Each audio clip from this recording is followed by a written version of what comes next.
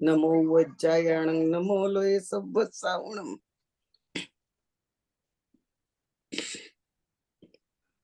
આજનો આપણો વિષય છે વેદનીય કર્મ.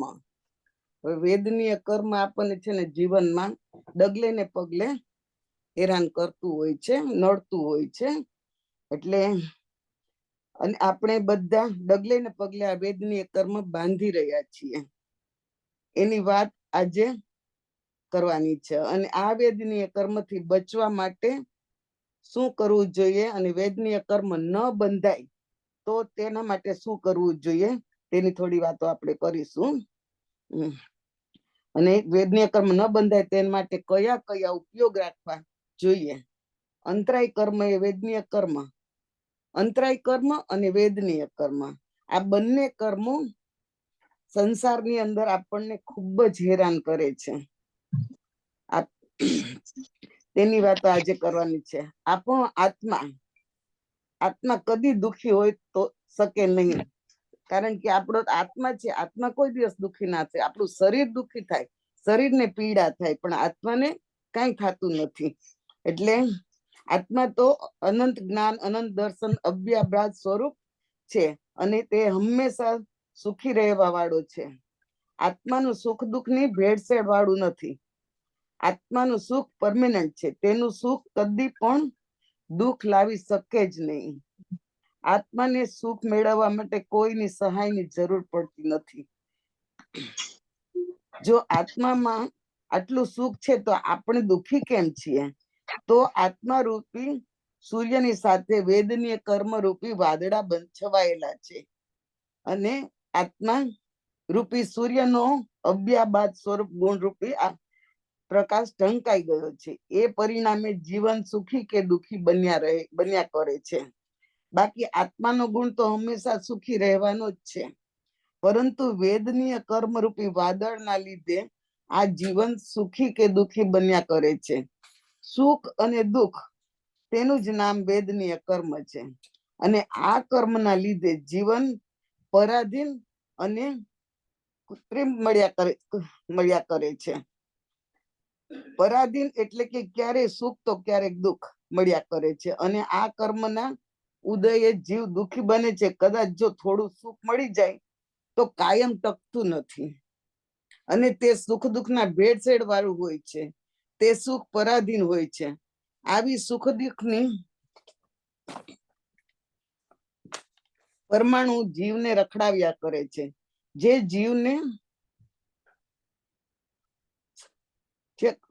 જીવને સંવેદ કરાય ને તે કર્મનું નામ છે વેદનીય કર્મ. હવે આપણે સતી સીતાની વાત કરીએ. જન્મ થયો, જન્મ થતાની સાથે જ ભાઈ ભૂમંડળનો વિયોગ થયો. ભાઈથી છૂટી પડી, થોડી મોટી થતા તેનો સગો ભાઈ ભામંડળ તેના પર મોહિત બન્યો. કેવી અભાગણી છે તે રાજકુમારી. રાજકુમાર રામ સાથે લગ્ન થયા, પરંતુ વનમાં જવું પડ્યું. કેવી અભાગણી છે તે પત્ની. રાવણને હરાવી અને રામચંદ્રજી તેને લઈને અયોધ્યામાં પાછા આવ્યા તો ધોબીએ કલંક લગાવ્યું. કેવી અભાગણી છે તે નારી. અને પુત્રો લવકુશ હજુ ગર્ભમાં જ છે ત્યાં તો તેને હિંસક પશુઓ વચ્ચે જંગલમાં છોડી દેવામાં આવી. તેની પરીક્ષા કરવા માટે જંગલમાં હિંસક પશુઓ તેના અભાગણી છે કે માતાની તેના અધૂરું હોય તો તેને લવ અને કુશના જન્મ થતા જ મોટા થતા જ પિતા સાથે યુદ્ધમાં ગયા. તેને અગ્નિ પરીક્ષા માંથી પસાર થવાનો વારો આવ્યો. મહાસતી જીવો પણ કેવી ક્રૂર દુઃખ સુખ આટલા ક્રૂર દુઃખો ભોગવે છે. માતા સીતા સતીના જીવનમાં આવ્યા કોણ લાવ્યું? આ બધા દુઃખો કોણ લાવ્યું? તે દુઃખો લાવનાર બીજું કોઈ નથી, માત્ર ને માત્ર આ વેદનીય કર્મ જ છે. વેદનીય કર્મ અને વેદનીય કર્મ આ કર્મની તાકાત અપ્રતિમ છે. આ કર્મ જીવને ઘડીકમાં સુખની કે રેલમ છેલ કરી દે છે અને ઘડીકમાં દુઃખના દરિયામાં ડુબાડી દે છે. સનત કુમાર ચક્રવર્તી, તેમને રૂપ જબરજસ્ત હતું. જે દેવલોકના ઇન્દ્રો મહારાજાઓ પોતાના દેવોને કહે છે કે આ ભરત ક્ષેત્રમાં આ કોણ, જો કોઈનું સુંદર સ્વરૂપ હોય તો છે, સુંદર શરીર હેન્ડસમ હોય તો તે છે સનત કુમાર ચક્રવર્તી. અને સનત કુમાર ચક્રવર્તી પોતાના એ દેહ પર એટલો બધો રાગ, એટલો બધો અભિમાન હતું કે રૂપ પાછળ એ પાગલ બનેલો હતો. અને એ ચક્રવર્તીને પછી તો 18 જાતના રોગ થયા અને તેના શરીર પર થયા હતા. હવે વિચાર કરીએ કે આ રોગ લાવનાર કોણ? તો તે કહે કે આ વેદનીય કર્મ છે. શ્રીપાળ રાજા, એક વખત આ કોઢી કેટલા કણસતા હતા અને બીજી તરફ રાજ્ય મળ્યું અને 9 રાણીના રાજા બન્યા. કેટલા રાજ્યના એ રાજા બન્યા. એને આ વેદનીય કર્મ ઘડીકમાં દુઃખમાં ડુબાડે અને ઘડીકમાં સુખની રેલમ છેલ કરાવે છે. રાજાને રાખ બનાવે છે, ને રાજાને ભિખારી બનાવે છે, અને ભિખારીને રાજા બનાવે છે. કરોડપતિને રોડપતિ અને રોડપતિને કરોડપતિ બનાવવાની શક્તિ આ વેદનીય કર્મમાં છે. શ્રેણિક મહારાજા જ્યારે પોતાના આયુષ્યના છેલ્લા સમયમાં હતા ત્યારે મીઠાના પાણીમાં જબોડીને ચૂકવીએ કડક બનાવીને રોજના 100 હંટર ખાવા પડતા હતા. આ કરાવનાર કર્મ તે વેદનીય કર્મ. ગંધક મુનિની ચામડી ઉતારનાર કે ગજ સુકુમારના મસ્તક ઉપર ખીર પકાવનાર વેદનીય કર્મ સિવાય કોણ બીજું હોઈ શકે? આપણા જીવનમાં પણ સુખ દુઃખ લાવનાર આ કર્મ જ છે. તે 2 ટાઈપના છે. પેલું છે સાતાવેદનીય કર્મ ને બીજું છે અસાતાવેદનીય કર્મ. આ સાતા અને અસાતાને જીવનમાં સમજવાનું છે. સીતા જેવી સતી કે શ્રેણિક મહારાજાને પણ આ કર્મે છોડ્યા નથી. તો આપણે પણ ઘણીવાર એવા સમયમાંથી પસાર થઈ જઈએ છીએ તો આપણને એવું થાય કે આપણું વેદનીય કર્મ ચાલી રહ્યું છે. હવે આ વેદનીય કર્મથી કેવી રીતે બચાય? સાતા વેદની એ સુખ સાતા આરામ આપે, બીજાને સાતા આપી, બીજાને અનુકૂળ બનવું, બીજાની સેવા કરવી, બીજા સાથે પ્રેમનો વ્યવહાર રાખવો, બીજાને કોઈ જાતની તકલીફ ન થાય એની પડે સાવધાની રાખીએ તો બીજાને સુખી કરવાની જે વેદનીય કર્મ બંધાય છે તે સાતા વેદનીય કર્મ બંધાય છે. અને તેને ઉદય જીવન સુખી બને છે. આપણે અસાતા વેદનીને દૂર કરવાનું છે. આપણા જૈન ધર્મમાં એક સુંદર વાત કહી છે કે જીવન જૈનાપૂર્વક જીવવું જોઈએ, જેમાં 6 જીવોની રક્ષા કરવી જોઈએ. એકેન્દ્રિયથી લઈને પંચેન્દ્રિય મનુષ્યની પણ હેરાન ન કરવા જોઈએ. અપકાય, વાવકાય, તેવકાય, વનસ્પતિકાય, પૃથ્વીકાય, એ 6 ત્રસકાય આ જીવોને સાતા આપવી, જૈનાપૂર્વક જીવન જીવવાની આપણને સાતા વેદનીય કર્મ બંધાય છે અને એના દ્વારા સુખી પણ થવાય છે. જેટલી આપણે જૈના વધારે તેટલી સાતા આપણને વધારે. આપણે જો કોઈ જીવોને સાતા આપીએ તો આપણને સાતા અવશ્ય મળશે. જો આપણાથી ઉપવાસ ન થાય તો આપણું સાતા વેદનીય કર્મ ઓછું છે.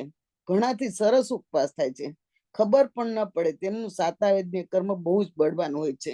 તેને આટલી સરસ સાતા હોય કેમ કે પૂર્વ ભવમાં કે આ ભવમાં ઉત્કૃષ્ટ સાતા વેદનીય કર્મ નો બંધ કર્યો છે. માટે ઉપવાસ રમતા રમતા કરી શકે છે. ઘણા સાતા, ઘણા 4-5 વર્ષના બાળકો એકાસણા એકદમ સરસ હસતા હસતા કરે છે તો તેને ખબર પણ નથી પડતી. તેનું કારણ ગયા ભવમાં સાતા વેદનીય કર્મના જથ્થા બાંધ્યા હશે તો જ આટલું સુંદર તપ થાય. બાકી આપણાથી તપ કરવા માટે આ અસાતા વેદનીય કર્મ બહુ ભારે પડે. ચા પીવાથી માથું દુખે છે એનું કારણ આપણા અસાતા વેદનીય કર્મ જોર કરતા હોય છે. તેથી ચા નથી મળતી ને તો માથું દુખે છે. કહેવાનું એટલું જ છે કે આપણે બની શકે તેટલા સાતા વેદનીય કર્મ બાંધવાના છે. અસાતા વેદનીય કર્મને ખપાવવાના છે, ખત્મ કરવાના છે. તો અસાતા વેદની એટલે શું? તો બીજાને અસાતા આપીએ, બીજાને હેરાન કરીએ, બીજાને જે ન ગમતું એમ જ કરીએ અને તેનાથી ઊંધું કરવું બીજાને તિરસ્કાર ભર્યું વર્તન કરવું, બીજાને ધિક્કાર ભર્યું વર્તન કરવું, બીજાને તકલીફ આપવાથી, બીજાનો વિચાર ન કરવાથી આ અસાતા વેદનીય કર્મ બંધાય છે. જે કર્મનો ઉદય જીવ દુઃખી બને છે, અહીં ગોસાડાના ઉદય જીવ દુઃખી બને છે. અહીં ગોસાડાને વાત કરીએ. ગોસાડા એ પોતાના ગુરુ પ્રભુ મહાવીર સામે કેટલો તિરસ્કાર કર્યો. ભગવાન મહાવીરને ખત્મ કરવા તેજો જ લેસ્યા છોડી ગુરુદ્રોહ ભયંકર પાપ કર્યું અને અસાતા વેદનીય કર્મ જબરજસ્ત બાંધ્યું. બીજા પાપોનો બદલે તો ભવાંતરમાં મળે, પરંતુ ગુરુ સાથે કરેલ હિચકારી કૃત્યનો બદલો આ જ ભવમાં મળે છે. એમ આ ગોસાડાને 7 દિવસ એટલો પીડાયો, એટલો કણસતો રહ્યો, છેલ્લા 7 દિવસ, અને એ મૃત્યુને વશ થયો. માત્ર ને માત્ર અસાતા વેદનીય કર્મ. જો આપણે કોઈનું વિનય કરીએ ને તો આપણને કેટલી સાતા મળે છે. આપણી હાજરીને ન ગમતી હોય, જેને આપણે જોવાથી સાતા ન મળતી હોય, તો સમજી લેવું કે આપણને અસાતા વેદનીય કર્મ બંધાઈ રહ્યું છે. એવું ક્યારેક થાય કે જ્યારે આપણે વ્યવહાર ખરાબ હોય, પરંતુ વિનય અને વૈયાવચ એ બંને એટલા સરસ ગુણો છે કે તમે રિસ્પેક્ટ કરો, ગુરુનું, વડીલોનું, કોઈનું પણ રિસ્પેક્ટ કરો, તેને સાતા મળશે. અને એના માટે આપણે ધર્મ કરવાની જરૂર નથી. આપણે આપણા બાળકો આપણું રિસ્પેક્ટ કરતા હોય ને, તો તેને સાતા વેદનીય કર્મ બંધાઈ રહ્યું છે. જેને બીજાને સાતા આપી હોય તે પોતે પણ ખૂબ સુખી હોય છે. હવે વૈયાવચ શ્રાદ્ધ સૂત્ર નામના ગ્રંથમાં લખેલ છે કે સવારે 10 વાગે તમારે ઉપાસ રહી વ્યાખ્યાન સાંભળવા જવું છે. ત્યારે માતા પિતાને હોસ્પિટલ લઈ જવાના છે. હવે આપણે એમ કે નક્કી કરી કે સવારે 10 વાગે વ્યાખ્યાન છે અને આપણે ઉપાસ રહી વ્યાખ્યાન સાંભળવા જવું છે. ત્યાં તો માતા પિતાને હોસ્પિટલે લઈ જવાનું થાય છે. માતા પિતાને સાતા આપી છે તો આપણને સાતા વેદનીય કર્મ ઊભું થશે. ગુરુ ભગવંત આપણા ગુરુ કહે છે કે વિનય અને વૈયાવચ જેટલું કરીશું તેટલું સાતા વેદનીય કર્મ ઉચ્ચ બંધાશે, અને જેવી રીતે ઉદયે મારું અને તમારું જીવન સુખી થશે. સતત અને સતત બીજાઓને કેવી રીતે હું ઘરમાં રહીને બીજાને સુખી કરું, સાજા કરું. કોઈક તપસ્વી હોય, આપણાથી તપસ્યા થતી ન હોય તો કઈ વાંધો નહીં. જો આપણાથી તપ થતું નથી તો તપસ્વીને પારણામાં સાતા ઉપજાવવાનું સુખી બનાવીએ ને, આપણે તો તપસ્વીને સાતા મળશે, અને જો તેને સાતા મળશે તો આપણું પણ ઊંચું કર્મ બંધાશે. ગૌતમ સ્વામીનો વિનય. ગૌતમ સ્વામી પ્રભુ ગૌતમ સ્વામીનો વિનય. ગૌતમ સ્વામી પ્રભુ મહાવીરના પરમ ભક્ત હતા. 4 જ્ઞાનના ધણી હતા, છતાં જ્ઞાનનો ઉપયોગ કરીને જાણ્યા વગર પરમાત્મા મહાવીરને સવાલો પૂછતા હતા, અને નાનકડા બાળકની જેમ જવાબ સાંભળતા હતા. હે ગોઈમાં, હે ગોઈમાં શબ્દ સાંભળતા તેમના 3.5 કરોડ રૂવાડા ખડા થઈ જતા હતા. મુખ ઉપર પ્રસન્નતાનો પમરાટ પ્રસાઈ જતો હતો. આવી ગુરુ ભક્તિ ચડવા સાતા વેદનીય કર્મ બંધાવાતી હતી. જેણે આવી ભક્તિઓ કરી હોય તેની પાસે અઢળક સંભાવ સાતા વેદનીય કર્મ હોય છે. ક્યારેક લાગે જ નહીં કે આ ગૌતમ સ્વામી છઠના પાણી છઠ કરે. હજુ કર્મ મારા ગુરુ ભક્તિ દ્વારા મળે છે. કોઈ આપણને આપણા પર ખોટું આડ ચડાવે, સતત ગાળો દે, નિંદા કરે, તો પણ આપણે હંમેશા સંભાવમાં રહેવું, તો સાતા વેદનીય કર્મ બંધાય છે. આ ભાવોને કહેલ છે કે ભગવાનની વાણી ઉપર તો આપણને 100% વિશ્વાસ છે. એક રાજકુમાર હતો, કંઈક વાંકું પડ્યું અને બની ગયા તે બારવટિયા. આ રાજકુમાર પણ બની જાય છે બારવટિયો. લલાટ ઉપર તેજ ચમકતું હતું અને આત્મા ઉપર જબરી કુશળતા. એટલે તે જો કોઈના ઉપર પ્રહાર કરે તો ઘા કરે તો કદી ઘા ખાલી જતો ન હતો, અને સામેની વ્યક્તિ મરી જતી હતી. આ દેહ પ્રહારીના લીધે તેનું નામ દ્રઢ પ્રહારી લૂંટારાઓએ પાડ્યું અને તેને સરદાર બનાવ્યો, અને માણસોની નિર્દયતા પૂર્વક હત્યાઓ કરી. તે શૂટ કરવામાં તેના આનંદ આવતો હતો. એકવાર એક ગામ ઉપર તે ત્રાટક્યો, લોકોને નાસભાગ કરવા લાગ્યા અને આ લૂંટારો પહોંચ્યો કોઈ ગરીબ બ્રાહ્મણના ઘરમાં. તપાસ ઘણી કરી પણ ગરીબના ઘરમાં શું મળે? તે ગરીબના બાળકો હતા. તે બાળકોએ માટે બનાવેલી ખીર ઉપર આ દ્રઢ પ્રહારીનું ધ્યાન પડ્યું અને ખીરનું પાત્ર લઈને તે ભાગ્યો. આ ચોર છે તો રડતા બાળકો તેની પાછળ દોડવા લાગ્યા અને નદીએ સ્નાન કરીને પાછા ફરતા બ્રાહ્મણે બાળકોનો પિતા આ ખીરનું પાત્ર લઈને દોડતા દ્રઢ પ્રહારીને જોઈને તેની પાછળ ભાગે છે. દ્રઢ પ્રહારી પાસે બિચારા બ્રાહ્મણની તાકાત કેટલી હોય! એક ઘા કર્યો ત્યાં જ બ્રાહ્મણ ખતમ. દ્રઢ પ્રહારીના ઘાએ બ્રાહ્મણને લોહી લોહાણ કરી નાખ્યો. એટલામાં બ્રાહ્મણની ગર્ભપત્ની પત્ની આ દ્રશ્ય જોયું. તેનાથી ન રહેવાયું. આક્રોશ ભર્યા શબ્દોથી દ્રઢ પ્રહારીને ખરાબ બોલવા લાગી. દ્રઢ પ્રહારી તો પહેલેથી જ ગુસ્સામાં હતો. તેણે બીજો ઘા કર્યો. બ્રાહ્મણ પત્ની પર કર્યો તો બ્રાહ્મણ પત્ની પર મૃત્યુ પામી અને તેના ગર્ભમાં રહેલ બાળક પણ મૃત્યુ પામ્યું. જુઓ, વિચાર કરો, દ્રઢ પ્રહારી હજી નાસી રહ્યો છે, ભાગી રહ્યો છે. એ બ્રાહ્મણની ગાય વચ્ચે આવી તો દ્રઢ પ્રહારીએ ગાયને પણ ખતમ કરી નાખી. ક્રોધથી આંધળો બનેલો આ દ્રઢ પ્રહારી 4 હત્યા કરે છે. બ્રહ્મ હત્યા, સ્ત્રી હત્યા, ગર્ભ હત્યા અને ગાય હત્યા. આમ 4 હત્યા કરે છે. આ 4 હત્યાઓ જોઈને પેલા બ્રાહ્મણના બાળકો છાતી ફાટ રુદન કરે છે. તેમને જોઈને દ્રઢ પ્રહારી અટક્યો, પાછળ નજર કરી, ચારેને લોહી લોહાણ હાલતમાં નિહાળ્યા.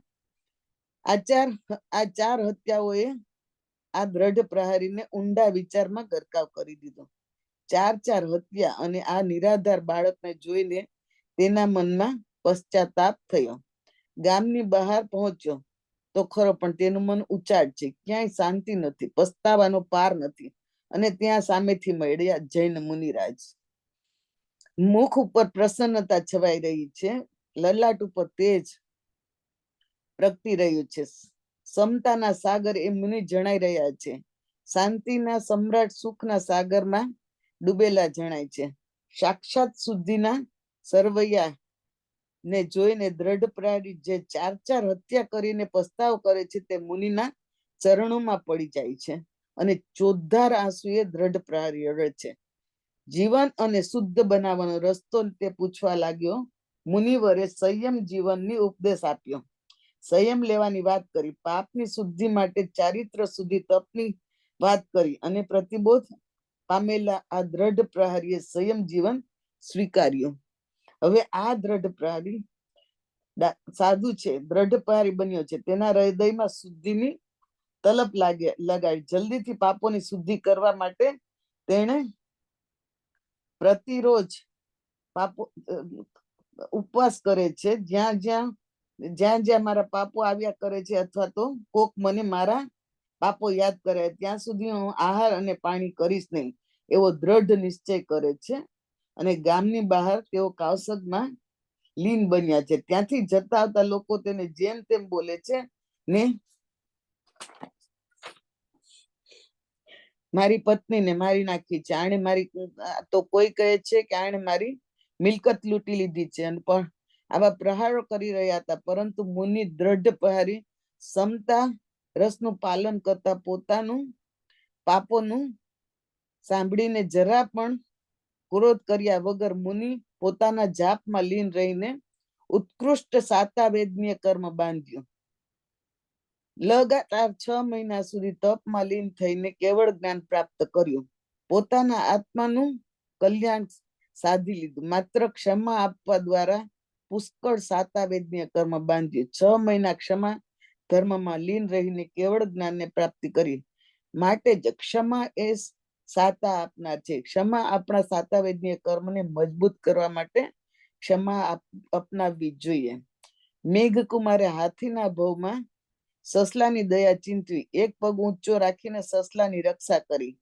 આ જીવ દયાના કારણે પુષ્કળ સાતાવેદનીય કર્મ બાંધ્યું. શ્રેણિક રાજાના પુત્ર રૂપે મેઘકુમાર જન્મ્યા. હાથી હતા, હાથીમાંથી સીધા રાજકુમાર બન્યા, કારણ કે એક જીવને સાતા આપી હતી.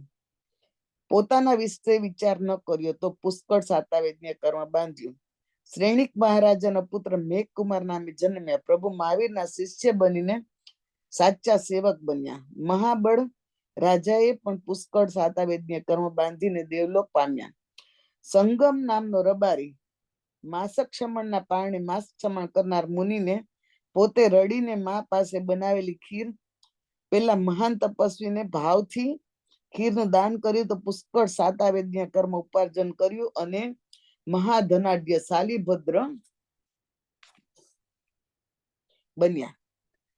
શાલીભદ્રની રિદ્ધિ સિદ્ધિ જો મારા અને તમારા જીવનમાં લાવી હોય તો સાતાવેદન્ય કર્મ બાંધીએ. સાતાવેદન્ય કર્મ કેમ બંધાય? તો બીજાઓનો ખ્યાલ રાખો. પોતાની ઈચ્છાથી સહન કરીએ તો સકામ નિર્જરા થાય છે, પણ તે ઈચ્છા વગર સહન કરીએ તો તે અકામ નિર્જરા છે. હવે સાતાવેદની વાત તો ઘણી કરીએ. હવે અસાતાવેદની આપણે વાતો કરીએ. આપણે પુષ્કળ લઈએ તેને કેવી રીતે ખત્મ કરી દેવી? આપણી પાસે બધી જ સુખ સમૃદ્ધિ છે, પરંતુ અમારાથી તપસ્યા થતી નથી. 5 મિનિટ ટટ્ટાર બેસાતું નથી, ઉભા પ્રતિક્રમણ થતું નથી. તો આ અસાતા વેદનીય કર્મને દૂર કેવી રીતે કરવું? મળેલ જેટલા ભૌતિક સુખો છે તેનો ત્યાગ કરવાનું ચાલુ કરીએ. ઠંડી લાગે છે તો શરીર હીટર 10 મિનિટ લેટ ચાલુ કરો. ગરમી લાગે છે તો એસી જગ્યાએ એવી જગ્યાએ ઉભો રહ્યો કે ગરમી આપણાથી અસાતા વેદનીય કર્મ જે બંધાયેલા છે તેને સામે ચાલીને પ્રતિકૂળ સહન કરીએ. જો ચલાતું નથી તો આજે નક્કી કરીએ કે ગાડી વગર જ આજે ચાલીશ. આ બધા કર્મોને ખપાવવાની ટેકનિક છે.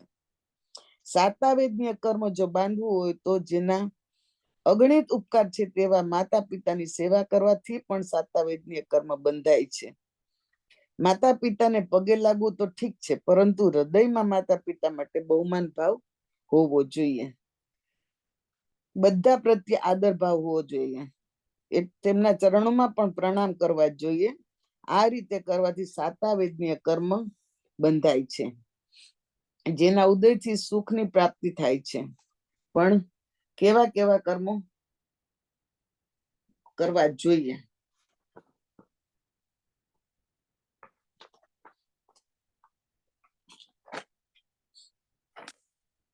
ભૂલે ચૂકે પણ અસાતા કર્મના બંધાય તેની ખાસ સાવચેતી રાખવી જોઈએ.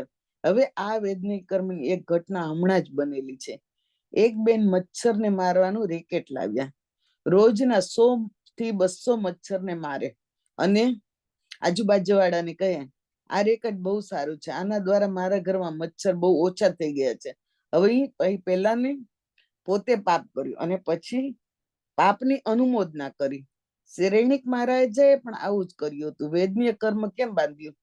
કે નરકે જવું પડ્યું, હરણીનો શિકાર કર્યો. હરણી ગર્ભવતી એટલે પ્રેગ્નન્ટ હતી અને પેટમાં બચ્ચું હતું, અને તે પણ પાપ કર્યા પછી આનંદ માણે છે કે એક થી મેં 2 જીવોને 2 નિશાન કર્યા છે.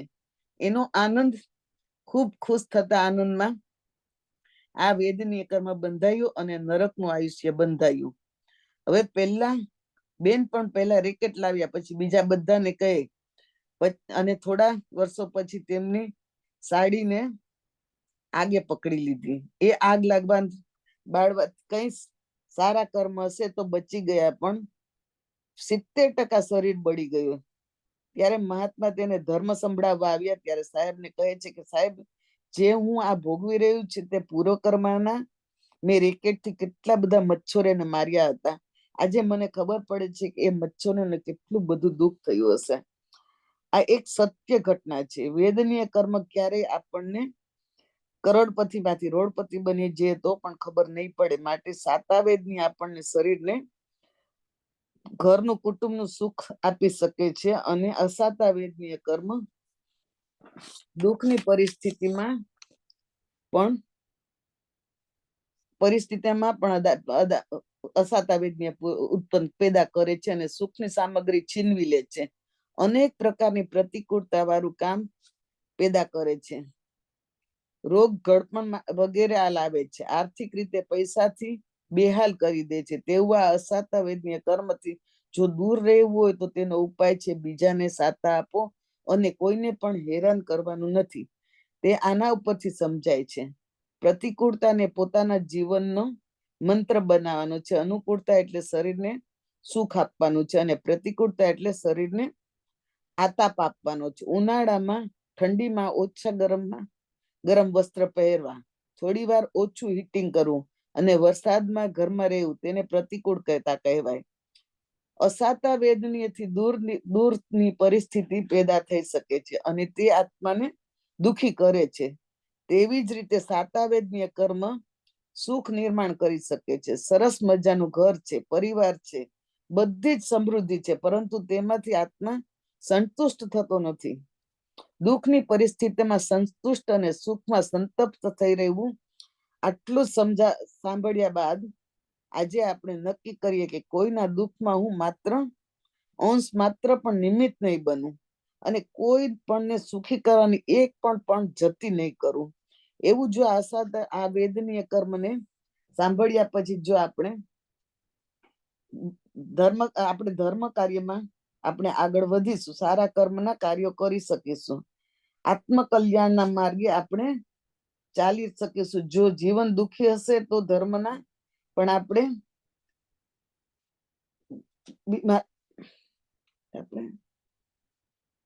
અને બીજા વિમુખ રહે એવા વેદનીય કર્મના આપણે